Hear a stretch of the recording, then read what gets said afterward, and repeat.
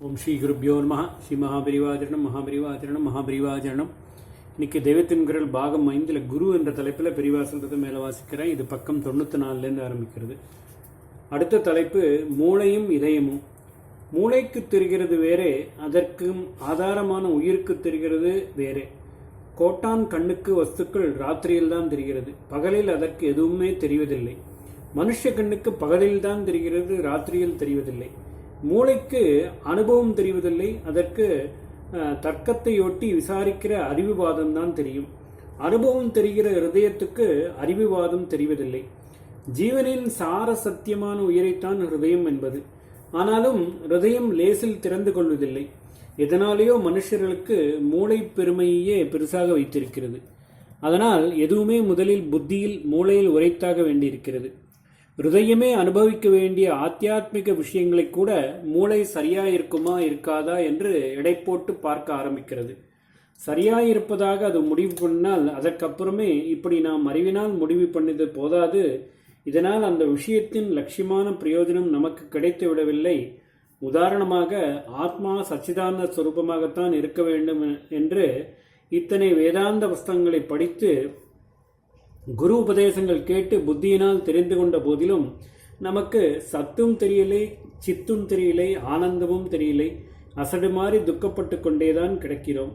அதனால் புத்திக்குள் போனதோடு நிறுத்திக்கொள்ளாமல் அதை ஹிருதயத்துக்குள் இறக்கிக் கொள்ள வேண்டும் என்று நினைக்கிறோம். மூளைதான் தான் பண்ண வேண்டியதையெல்லாம் பண்ணியும் சாரமான பிரயோஜனத்தை அடைய முடியாமல் களைத்து விழுந்த அப்புறம்தான் ஹிருதயத்தை திறந்து கொள்ள வேண்டும் என்ற எண்ணம் பிறக்கிறது. இது மனுஷ ஜீவனுக்கு தன்னுடைய மூளை விசேஷத்தினால் உண்டான விபரீதமான பலன். அவ்வளவாக புத்தி போதாமல் இருக்கிற எளிய ஜீவன்களை விட புத்திமான்களுக்குத்தான் இதன் கஷ்டம் ஜாஸ்தி ஏற்படுகிறது. அவர்கள் எளிய ஜீவர்கள் புத்தியால் குடையாமல் ஏதோ ஒரு நம்பிக்கை பேரில் ஏற்றுக்கொண்டு விடுவார்கள். புத்திசாலிகளான நாம் தான் திண்டாடுகிறோம். ஏதோ சில சமயத்தில் நமக்கும் இதையெல்லாம் நம்முடைய மூளையால் எடை போட்டு தீர்மானம் பண்ணிவிட முடியாது என்று தோன்றுகிறது. எல்லாம் நம்முடைய மூளையின் ஜூரிஸ்டிக்ஷனுக்குள், அதாவது ஆணை எல்லைக்குள் வந்துவிட முடியுமா என்று தோன்றுகிறது. அடுத்த தலைப்பு ஸ்ருதி யுக்தி அனுபவம். புத்தியினாலே நிரம்ப வாதங்கள் செய்து லோகம் பூராவும் இன்றைக்கும் பிரமிக்கும்படியாக சித்தாந்தம் நிர்மாணம் பண்ணின ஆச்சாரியாலும் ஸ்ருதி, அதாவது வேதம் சொல்கிற விஷயங்களை மூளையால் ஆராய்ச்சி பண்ணவே பண்ணாதே. நம் மூளைக்கு அதீதமானதை பரமாத்மாவே ரிஷிகளுக்கு ஸ்பிரிக்க பண்ணி அவர்கள் உபகாரமாக நமக்கு வேதங்களை கொடுத்திருக்கிறார்கள். ஸ்ருதி வாக்கியத்தை கேள்வி கேட்காமல் அப்படியே ஒப்புக்கொள்ளு என்றுதான் சொல்லியிருக்கிறார். ஆனால் அவரே புத்தியினால் எந்த அளவுக்கு சித்தாந்தத்தை நாட்ட முடியுமோ அந்த அளவுக்கு ஆழமாக போய் அலசி அலசி பார்த்து ஆக்ஷேபனை சமாதானம் எல்லாம் விஸ்தாரமாக சொல்லி புஸ்தகங்கள் எழுதியிருக்கிறார். வைதீகமான எல்லா சம்பிரதாயங்களையும் சேர்ந்த ஆச்சாரிய புருஷர்களும், அதாவது ராமானுஜர், மத்வர் முதலிய யாரானாலும் சரி, இப்படி ஸ்ருதியை சப்த பிரமாணம் என்பதாக அப்படியே கேள்வி கேட்காமல் ஏற்றுக்கொண்டு, ஆனாலும் தங்கள் தங்கள் கொள்கைகளை புத்தி ரீதியிலும் தான் விஸ்தாரமாக எடுத்துச் சொல்லி எழுதியிருக்கிறார்கள்.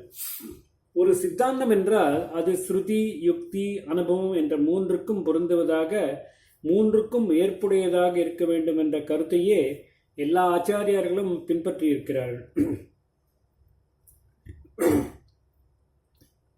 ஸ்ருதி சொல்கிற விஷயங்களை அப்படியே ஏற்க வேண்டும். அதற்கு விரோதம் இல்லாமலும் அதன் முடிவுகளுக்கே கொண்டு விடுவதாகவும், அல்லது அதில் குறிப்பு மட்டும் காட்டியிருப்பதாய் நன்றாக விளக்கியும் அதில் சொல்லாமல் விட்ட விஷயங்களை நன்றாக ஆராய்ச்சி பண்ணியும் புத்திவாதம் செய்வதுதான் யுக்தி. முடிவிலே ஸ்ருதியும் யுக்தியும் அனுபவத்தில் கொண்டு விட்டால்தான் பிரயோஜனம். அந்த அனுபவம் ஹிருதயம் என்பதான உயிருக்குள்ளேயே ஏற்படுவது. ஸ்ருதி யுக்தியினால் விளக்க முடியாத அனுபவங்கள் சித்தாந்தம் செய்கிற ஆச்சாரிய புருஷர்களுக்கு ஏற்பட்டிருக்கலாம். இவற்றை காட்டியும் ஒரு ஆச்சாரியர் தாம் முடிவாக சொல்ல வந்த பேரானுபவத்துக்கு பக்கபலம் உண்டாக்கலாம். அந்த மகான்களுக்குத்தான் என்றில்லை, நம்மை போன்றவர்களுக்கு கூட சில அனுபவங்கள் ஏற்படுகின்றன.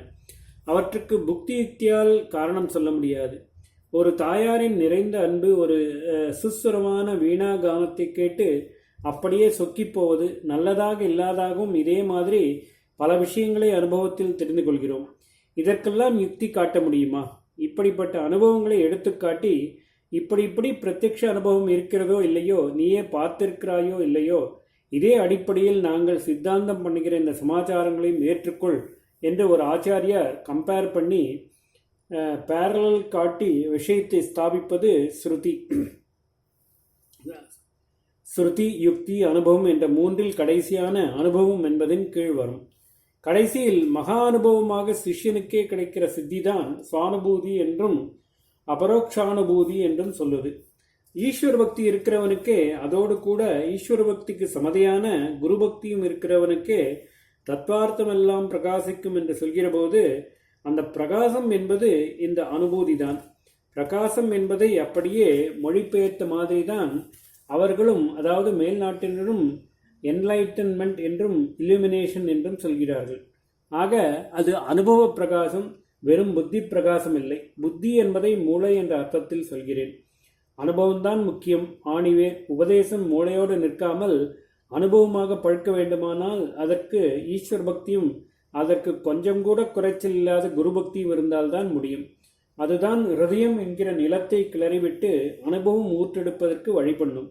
அல்லது இன்னொரு விதமாக சொன்னால், ஹிருதயம் என்ற கதவை திறந்துவிட்டு ஞான ஜோதிஷ் உள்ளுக்குள்ளேயே அடிப்பதற்கு வழி ஏற்படுத்தும்.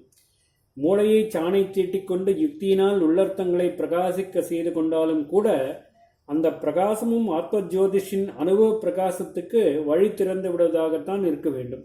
மூளை அகம்பாவ கொழுப்பு பிடித்து தன்னையே நிலைநாட்டிக் கொள்ளாமல் இப்படி வழிவிட்டு விலகி போவதற்கு பக்தி வேண்டும். ஈஸ்வர பக்தியும் அதற்கு சமானமான குரு பக்தியும் வேண்டும் என்று அந்த ஸ்லோகம் சொல்கிறது.